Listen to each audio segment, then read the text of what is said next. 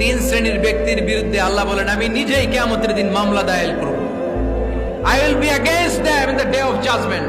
Three categories of people I will be against them in the day of judgment. তিন শ্রেণীর লোক কিয়ামতের দিন তারা ছাড় পাবে না।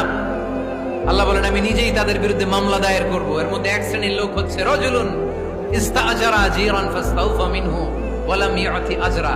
একজন শ্রমিক ভাড়া করে তার কাছ থেকে কাজ নিয়েছে কিন্তু তার পারিশ্রমিক আদায় করে নাই। এরকম আছে না নাই? দাপট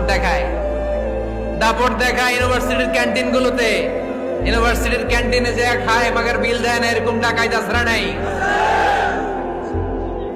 চায়ের দোকানে চা খায় পরে দিমু বিল দেয় না, আছে না নাই? দোকানে যে পণ্য কিনে বিল দেয় না, পরে দিমু, আছে না নাই? কিয়ামতের দিন আল্লাহ তোরে মাস্তানি ছুটাবে, চিল্লা এখন ঠিক কিনা?